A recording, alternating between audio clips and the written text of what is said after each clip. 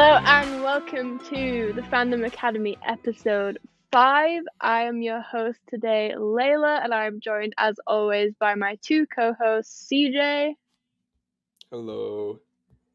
And Jaiden. How's it going, everybody? Good. I think we're all very excited to talk about The Last of Us episode 4, which aired on Sunday night / Monday morning if you're in the UK. We have a bit of news to talk about before we get into our breakdown of the episode. And we will start with that the Super Bowl is this Sunday. Now, I don't know anything about the Super Bowl. I couldn't even tell you what sport the Super Bowl is, but that's fine. There's some rumors going around of a couple of potential trailers that we're going to get during the ad breaks, I guess, and two of the heavily rumored ones are Ant-Man and the Wasp: Quantumania, probably bound to be a final trailer before the movie drops next week, and the Marvels trailer, which some people saw at, I'm pretty sure it was D23, but it hasn't been released to fans yet. So what do you guys want to see in these trailers if we're going to get them? Are you going to watch the new Ant-Man trailer because the film comes out next week? Are you going to try to avoid as much new content as you can? CJ, how are you feeling about that? I am so excited for these trailers, mainly the Marvels. I probably won't watch the Ant-Man one because I'm just trying to keep my head as empty when it comes to Ant-Man as possible. But for the Marvels, I'm so excited. I want to see more Monica Rambeau more than anything. I want to see more Tiana Paris as this character. She was phenomenal in WandaVision. I want to see her with her new powers, her suit. It's going to be great. I can't wait to see it. Yeah, Jaiden, what about you? I've actually done a pretty good job of keeping the Ant-Man stuff out of my face, so I'm going to try as hard as possible not to watch it, but I can't make any promises. But I'm really excited for the Marvels because I really liked Miss Marvel, and getting Kamala Khan back is a W all around, so... I agree. I'm really excited for the Marvels trailer. Just seeing like all of them together, like the main leading cast, is gonna be incredible. And honestly, one of the things I'm most excited for is what song they're gonna use in the trailer. Like the songs they've been using recently, like "Goodbye Yellow Brick Road" for Ant-Man has been like one of the best trailer songs they have chosen. And I'm so excited to see. Like, I know some people know what it is because the trailer did get leaked, but I can't wait to find out what they put in that trailer.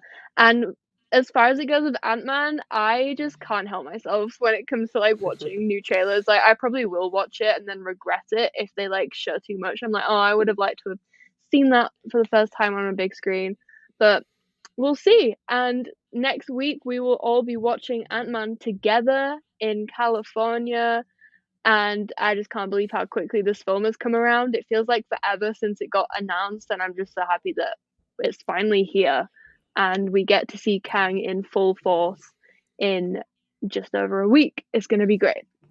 Another thing linking to the Super Bowl is that The Last of Us episode 5 has been brought forward to Friday the 10th of February just because of viewership clashes, I guess. But the finale also clashes with the Oscars, if I'm not mistaken. If you two had the choice, would you rather watch The Last of Us finale or the Oscars? And the Super Bowl or The Last of Us episode 5? Jaiden, which would you rather watch? I really don't even watch football, so I would prefer The Last of Us, and I would also prefer it over the Oscars, and that's just hands down. Hands down. CJ, what about you? For the Super Bowl, I would pick The Last of Us if it wasn't for the Rihanna halftime show. But I will be invested in that, so I would probably watch that over The Last of Us. But for the finale and the Oscars, that's tough. Those are like, the Oscars is like my Super Bowl. Like, that's like the movie Super Bowl. So I don't know. That's tough. Yeah. I don't know if I could pick. I mean, maybe there's the possibility that they'll bring it forward to that Friday as well if they've done it for the Super Bowl. But we will see, I guess. Some other pretty big news we had last week was the new DC Slate has been dropped. Now, I'm going to hand this over to you two completely because as we found out last week, I know nothing about DC. The slate looks great. I'm very happy for DC fans. Everyone seemed very happy about it on Twitter when I saw people talking about it. So, Jaiden, you did the write-up for this for the site. How are we feeling about the new DC slate? I'm actually very excited about it. And at first, when you first look at the list at the slate that he had, there's a partial slate, by the way. So it's not all of Chapter 1, but it's a decent chunk of what we're going to be getting within the next couple of years for Right. DC. But it looks pretty stacked. Actually, I'll just go through a list real quick of what we got. So I have it all written down. We have what we already know, and some of them are going to be considered Elseworlds, which is almost like an acknowledgement to the fact that there is a multiverse, and we're just kind of, letting them be in their own, space in the DCU. But moving forward, we have Shazam 2, which comes out March, I believe, right? I think it comes out towards the beginning of March, I want to say. Yeah, it's coming up pretty quick. Then we have The Flash, which we already knew about, Blue Beetle, Aquaman 2. We also got some confirmation that we're going to be getting the Batman sequel and, its spin-offs. The sequel is actually, I believe there was a date that came out with that. I'll look for it later. I know it's 2025. Yeah. So yeah, the Batman 2 is coming out, which, I mean, we kind of already knew, but it's nice to have confirmation from James Gunn himself. But now we got like an 8 to 10 year plan. This plan concludes Creature Commandos, which is animated. It's an animated series, and he said they're going to be taking a bit of a different approach in terms of who plays these characters, because we're going to have the voice actors actually being physically capable of playing them in live action as well. So they're going to get, they're going to be back and forth between live action and animated, which is pretty cool. Next up, we're getting The Waller Show with Amanda Waller, infamous lady. Viola Davis will be reprising her role as Waller, which is super awesome. Yeah, very cool. And she'll be teaming up with some of the Peacemaker crew. Now, CJ, I know you said you were really excited for Peacemaker Season 2. Do you think this could potentially be the Season 2 for Peacemaker, or do you think Peacemaker is going to have its own thing and this is going to be its own thing? I don't know if he confirmed this, but I think in either the Variety article or in the video itself, I don't remember, he alluded that this wasn't going to be Peacemaker Season 2, that was still happening. This is just kind of like an in-between thing. And honestly, I'm so excited for this. Viola Davis is insane. If you watch The Woman King, you know how good of an actor she is. So she's going to eat this up. Just let her cook, honestly. This show's going to be great. I put all my faith in her. And the Team Peacemaker is great, too. I imagine we'll see Harcourt back as well, so that'll be fun. Absolutely. And we got the writers behind Watchmen and Doom Patrol coming together for the Waller series. So all good things about that, of course. Next up, and this is what James Gunn referred to as the true start of the DCU, we have Superman Legacy.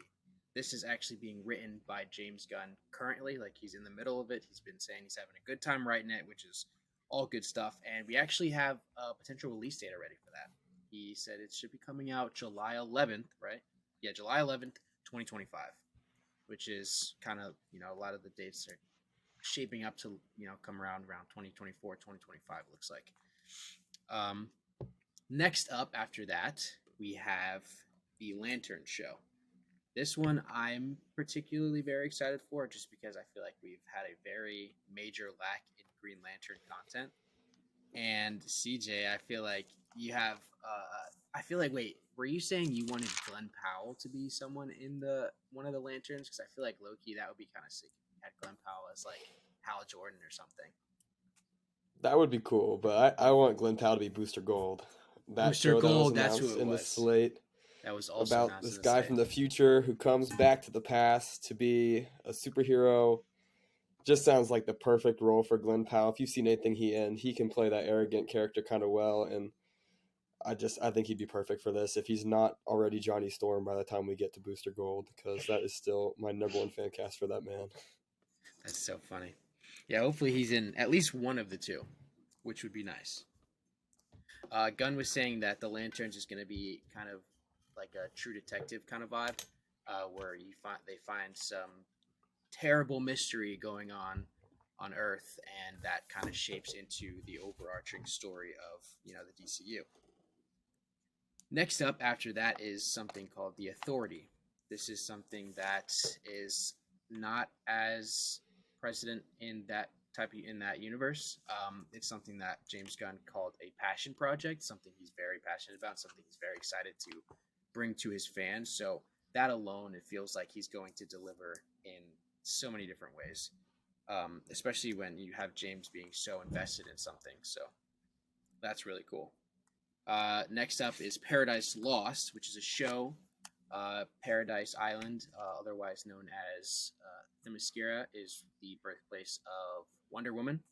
And so this is where we're probably going to get introduced to maybe a new Wonder Woman. Maybe Gal Gadot's going to come back. We're not entirely sure at this point. It's kind of up in the air. But CJ, I'll throw it to you. If you could see anybody play the Wonder Woman role, would you rather Gal come back, or do you want to kind of give it to someone else?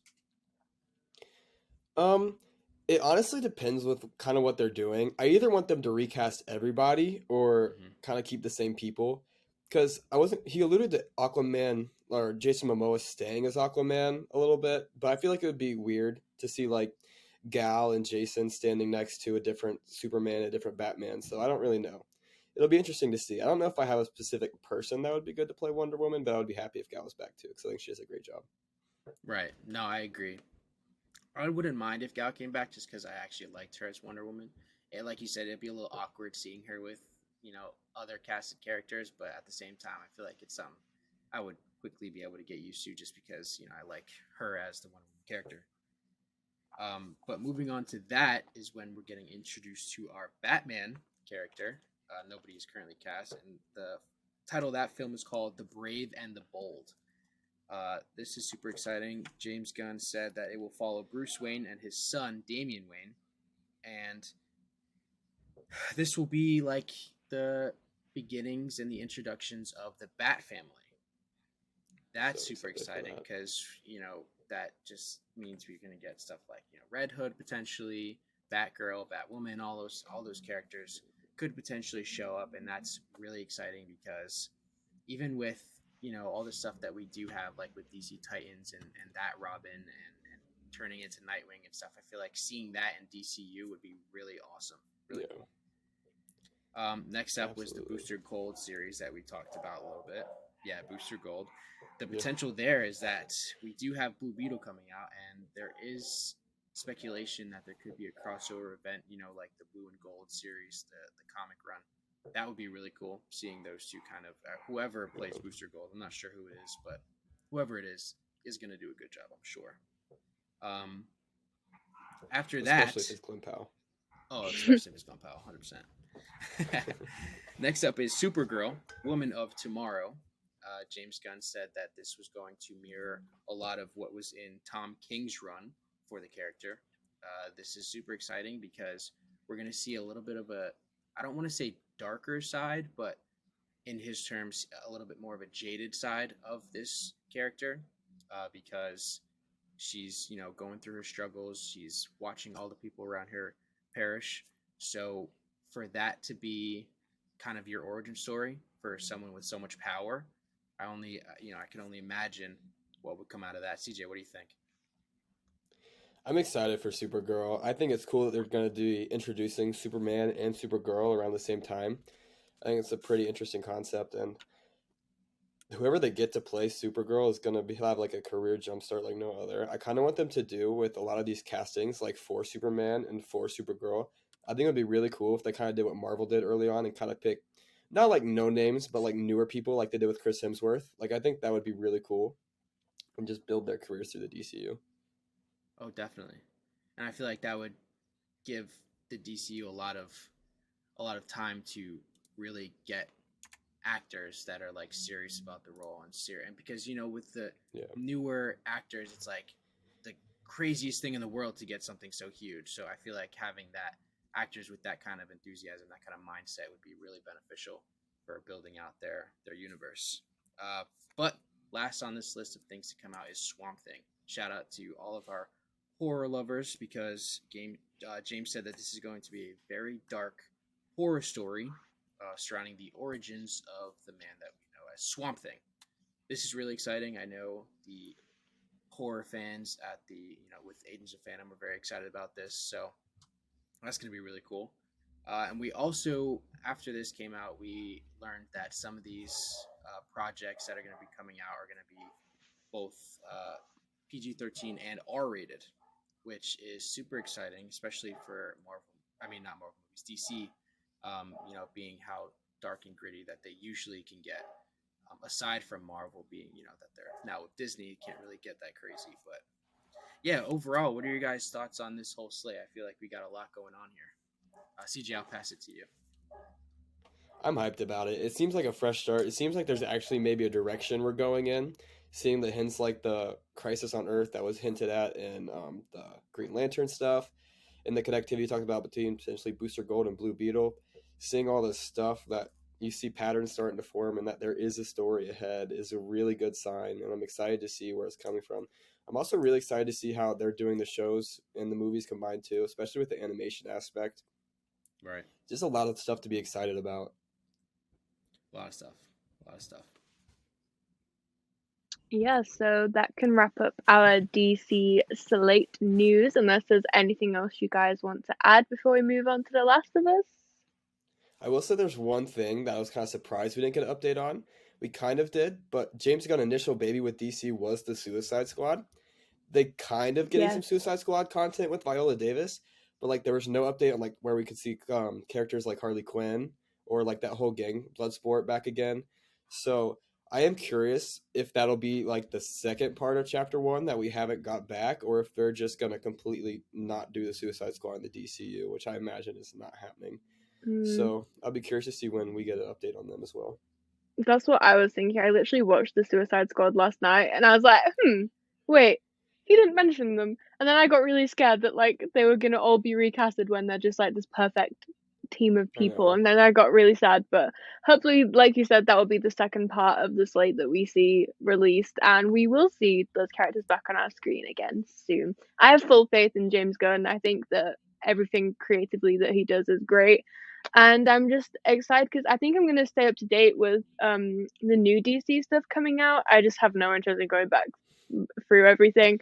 I'm just kind of sad, I can't lie, that we didn't get a Max Lord spin-off show announced. I think that could have been a really great project for them to do right now. But anyways, we will move on to The Last of Us episode 4, which came out on Sunday. What an episode. I have so much to say about this. There's so many things we need to break down, but let's just do our instant reactions. CJ, how did you feel about episode 4? I liked it. It was probably my least favorite of the episodes we've gotten so far, but it was still good, and I still had a good time watching it. It was just kind of shorter compared to the others, but I had a great time. Jaiden, what about you? Yeah, same. I enjoyed it. I really liked kind of like just it was like a more of a world building, I feel like, with them driving and the scenic stuff. So that was really cool with the music over top of that. That was really cool. But yeah, I really enjoyed this. Another great episode, of course. They just can't miss. Like, there has not been a single episode that is lacking yet, and this is just, it's so successful, and I love it, and I'm so proud of it, and I'm so happy. There's a lot in this episode that we can kind of relate to the game and break down some Easter eggs and some new and returning faces. First person I want to talk about is Jeffrey Pierce, who is the original voice of Tommy in the video game, made his return in the series today. I absolutely love that they're bringing forward all of the voice actors from the original game, like the main roles, and just incorporating them into the show. It's like that story was their baby, and it's like they watched it grow up, and now they're like re-involved in the storytelling, and I just think it's a really cool thing that Neil and Craig did. Jeffrey is playing a soldier who is working with another character that we will talk about later, Kathleen. But yeah, I just liked that they brought him back for this. And this episode was very full of bonding moments between Joel and Ellie, which I feel like we've seen grow every week. And this week there were some moments that I was like, oh, come on. You love each other. You love each other. Especially in, the car scene, like in the early scenes of the episode, when they're sleeping in the forest and just waiting for Ellie to go to sleep, Joel can't fall asleep because he's too worried about protecting her, so he stays up all night. And just so many scenes. There was one scene in the car with the magazine that Ellie found in Bill's house, which was cut literally word for word, shot for shot from the game. And as soon as the trailer started dropping for this show, I was one of the people that kind of went through and was like, okay, I want this scene, I want to see this scene in live action, and I want to see this. And this scene was one of many that I was anticipating seeing in the show, and I'm so happy that we got it. What was your guys' favorite moment between Joel and Ellie in this episode, and how do you think their bond is going to evolve in the coming weeks? Jaiden, what was your favorite moment between the two of them today? Well, I guess the best moment that I really liked about this was actually that scene with the magazine. So funny, and it literally just was the perfect snapshot of just their relationship as a whole. That if you didn't see anything else about them together and their chemistry, and you just saw that, you would have everything that you needed. But another thing that I really liked and that I thought was really cool that they added was him staying up like all night watching over her to make sure that they were safe. I think that was really cool, especially, from him, falling asleep to then the next shot, him being standing there with the gun, really like on lookout. I thought that was really cool. CJ, what about you? What was your favorite Joel and Ellie moment in this episode? The joke book. I love the joke book. And when we got to the part in the episode where Ellie asked the question from the joke and Joel finished it, he knew exactly what she was going to say. I thought that was really fun, really cute. I loved it. Yeah, you can just tell, like, there's still that paternal instinct in Joel, and you can just kind of like make yourself sad thinking that he probably used to do stuff like this with Sarah and they used to tell each other jokes, and then you just get sad again. It's like, oh no, here we are again. My favorite moment was near in like the last scenes of the episode, and Ellie tells Joel a joke from her no pun intended book, and he just like laughs. He has a laugh. This miserable, poor, sad old man has a laugh. And just seeing him like try to stifle his laugh was just like, it made it even funnier because it's like he doesn't want to admit that he is enjoying Ellie's presence right now because he still like has to vex her a little bit. But just seeing them, like Joel, as he says, like losing it a bit, it's really funny, and I just love seeing them grow every week. Another thing to mention is that in episode 3, we saw Ellie steal a gun from Bill and Frank's house, and this episode we get to see her in action with it.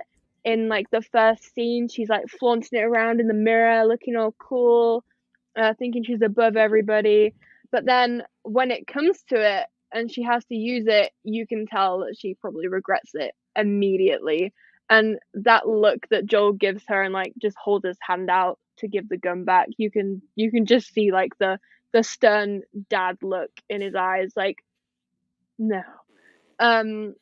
How did you guys like the action that Ellie brought to this episode? I know it was kind of a more emotional scene, especially when Joel told Ellie to like go behind the wall so he could kill this guy that Ellie had injured. And I think there's a lot to unpack in that, especially after we learn that Ellie has killed someone before, and that is something that we will explore further as the episodes go on.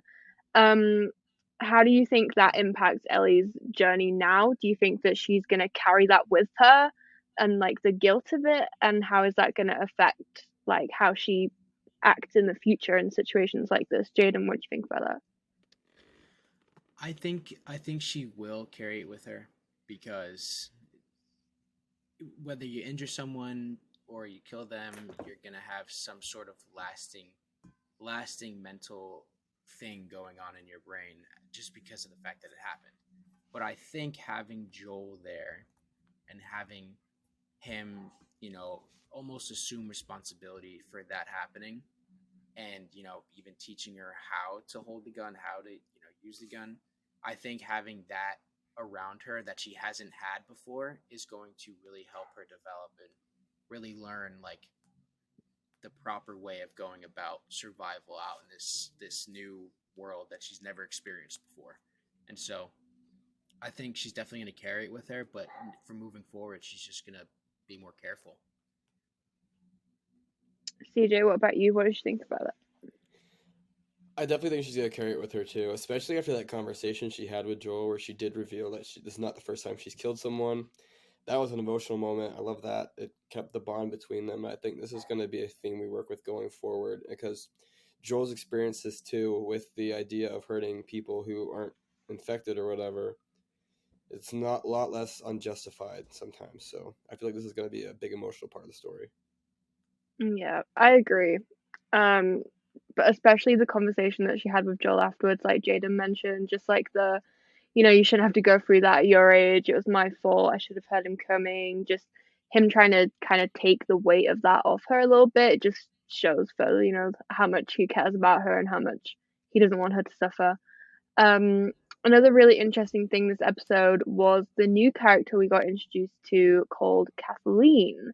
Now, Kathleen is an original character made for the show by Craig Mazin. She's inspired by the Pittsburgh Hunters in the game. In the show, where Joel and Ellie kind of crash into a laundromat where they get ambushed, it's set in Kansas City, but in the game it is set in Pittsburgh, so that whole sequence is inspired by the Pittsburgh gameplay. These hunters in the game are kind of responsible for taking action on snitches or kind of people who have like betrayed Fedra or whoever's in charge in the quarantine zone. And Kathleen is kind of seen to be taking a lead on those hunters slash soldiers. You see her briefly in an interrogation scene. You kind of learn about her brutality that she carries with her. It mentions that she's had a brother killed, which kind of adds to her, like sternness and the grit that she has to carry with her. She's obviously trying to avenge her brother somehow.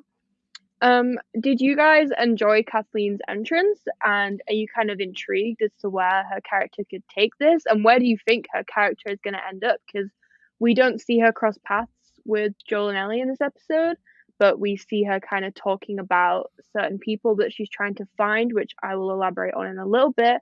But where do you think we can see Kathleen heading? CJ, what do you think about her? So I actually really liked Kathleen. I think she's a cool character, and I think she more represents like the survivors of this virus, the ones who didn't get infected, and how their minds are being just as messed with, and just as their lives have changed just as much as people who have been infected because they're completely different people now.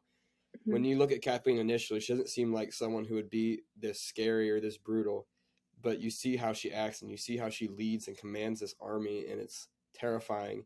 And even with the hunters, or when the initial ambush in Kansas City, these are normal people just hunting them down because they need the supplies and they're desperate for it. So I think she's a good representation of that group, and I think I'm excited to see her more. And that Joel and Ellie and her are definitely going to cross paths in the coming weeks for sure. Yeah.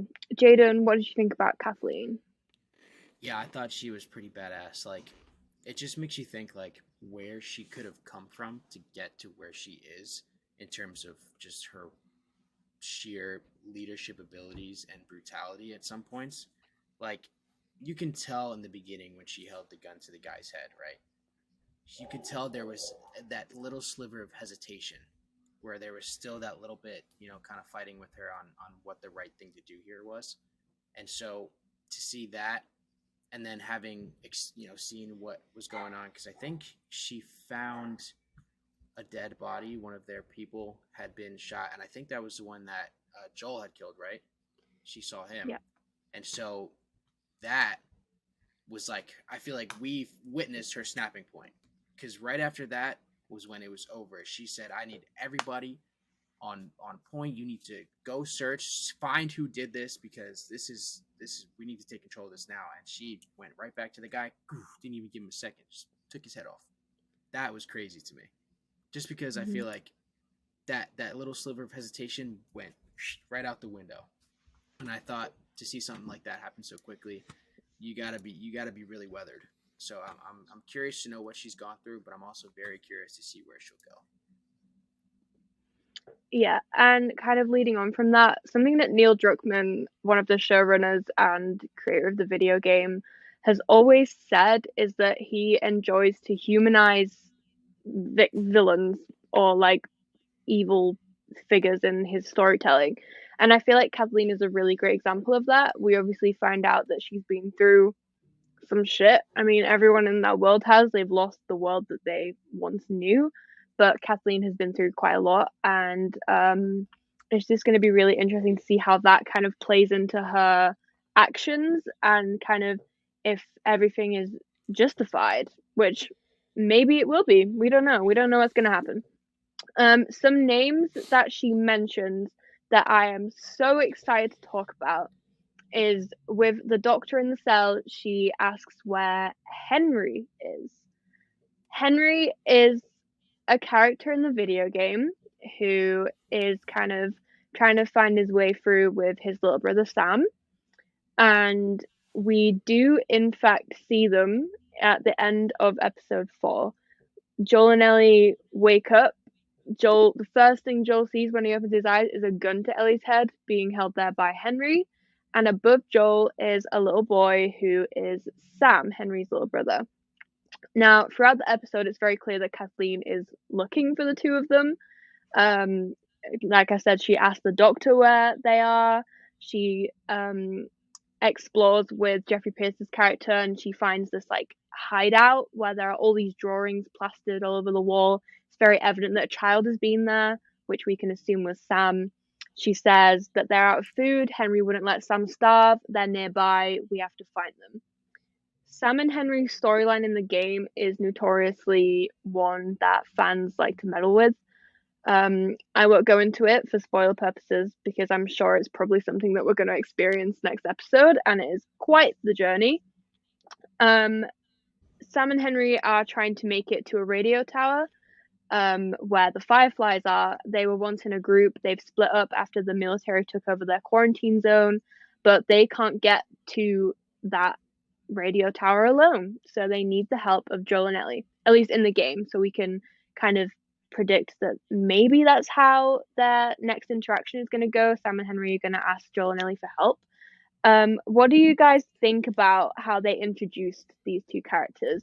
I mean, we only saw them for like a split second. Were you kind of like at the end of the episode, no, don't end there. I need more. I need to know who these people are. Jaiden, what do you think about Sam and Henry, and how much do you know about their story? So in my adventures going through the gameplay on YouTube, I did actually find out who these two were. I thought that the way that they were introduced in this was pretty cool. It was actually pretty funny too, because in the scene before it, Joel was talking about how he was going to hear somebody walking through with all the glass and stuff that he was placing down in the room. So it was funny to see how they were able to very easily bypass that and woke up with guns in their face. Another thing that I wanted to bring up with that specifically was Ellie saying that she noticed that he wasn't really able to hear out of his right ear. So I thought that was a cool little detail that they added, just because it shows that she really pays attention. So I thought that was cool. Yeah. CJ, what do you think about Sam and Henry's brief introduction? The way they did it, you definitely know they're a big deal really quickly. With the way the episode cuts off, you know you should be invested in these characters quickly, and I'm excited to see where it goes. I feel, just based off what you two have said, I'm going to have my heart broken again next week in some way, shape, or form, because that's what this show does. But anyway, I'm excited to see where we go with these characters, and I feel like it's going to be fun-ish until it's not. Yeah, that's not a accurate description.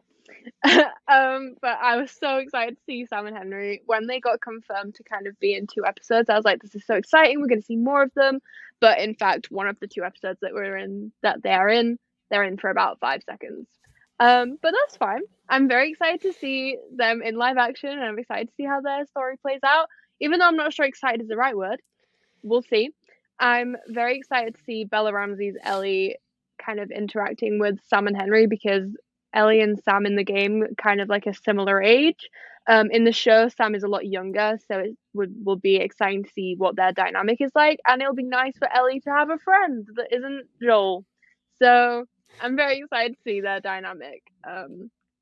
Another thing that I found really interesting in this episode, which I'll try my best to elaborate on without kind of bringing in spoilers.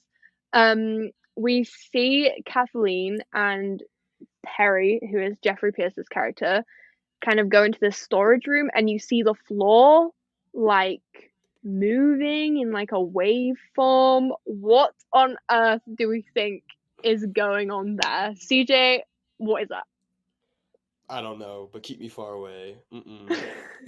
They were seeing that thing move and they were staring out. I was like, no, run! You better run, because I forget what it's called. It might be the bloater. Correct me if I'm wrong, but I feel like it's the next stage up from the clickers. Yeah. And I'm terrified to see what it looks like. To be honest, I don't want to see it at all. Jaiden, what the hell is making that ground move like that? I was thinking along the same lines as CJ that what's going on down there is going to be like the next step of infected that we haven't seen yet, and I'm not sure if I'm ready for it yet. But we're gonna have to be ready by Friday, hopefully. My kind of thoughts that I will say is that if you've noticed in Kansas City, where there are no infected. You don't see a single runner, stalker, clicker, bloater, you don't see anything. And in the kind of trailer for the next episode, we do in fact see the bloater, and it's kind of emerging out of what we can kind of assume is the ground, a hole in the ground. So it kind of leads us to believe that maybe all of the infected are maybe like driven underground, and here they are, they're finally re-emerging and they are coming for everyone.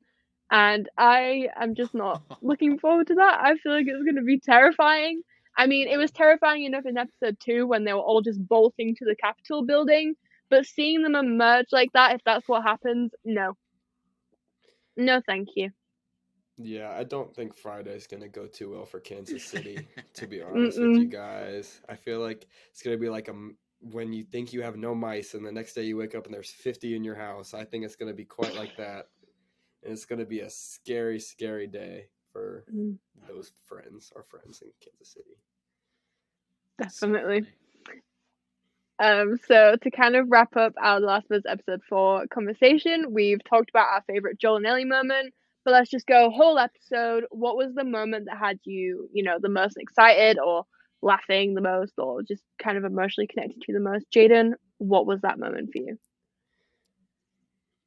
For me personally, I think it was how Joel handled the situation with Ellie shooting the guy that was trying to kill Joel. I think there was just a lot going on emotionally in that scene, for him trying to navigate how he approaches her, how he handles it moving forward, and like obviously she needs to protect herself, and this has been proven considering twice in this episode he kind of fell a little short. And so it's clear that she needs to have something that, to protect herself. And I think that moment between those two where it was like, all right, I'm trusting you with this. Obviously you need some sort of protection. And so this is what I'll give to you, because obviously his goal at the end of the day is to keep her safe. And I feel like sometimes decisions have to be made that, aren't in your best favor, but it's something that you just gotta have to do. And I think Joel really did that well, or Pedro really did that well. CJ, what about you? What was your favorite moment of the whole episode? For me, it was a small line that kind of just made me go like, damn. But it was when they were talking about why the hunters are doing what they're doing. And she was talking about, but isn't it worth it? Or the isolation or whatever. They were talking about, isn't it worth it to live in a world rather than, I forget what the line was, but Joel looks back at her and says, you haven't seen the world, implying that she wasn't alive or wasn't around when the world was normal. And that just kind of made me go like, damn. And the world building of this episode continued with that line. I really liked it. Yeah, I agree. I really enjoyed all the world building in this episode. Like, a lot of people always complain when shows have like a quote unquote filler episode, but I feel like if you execute it right, it can be some of the best parts of the whole show. And I think that this episode was really great in kind of portraying that world building, like we said. My favorite moment was still my Joel and Ellie moment. It's where Ellie tells the diarrhea running in your jeans joke. Like, you can just see Pedro's face, like, red because he is holding in his laugh so much. Like, you just know, after seeing him on SNL this weekend, I know he was trying so hard not to break character because he had to stifle that laugh as much as he could. But it's kind of just, growing the bond of those two, and I'm so excited to see this carry on and just have them come closer each week. And yeah, I really enjoyed the growing love, even though it's kind of resentment between the two of them. But I really enjoyed episode 4 of The Last of Us, and we hope everyone else did. Unless you guys have anything else to add, we can wrap up this The Last of Us conversation. Nothing I gotta say. Just make sure you're tuning in for episode 5. Episode 5. Friday. Be there, be square. On Friday.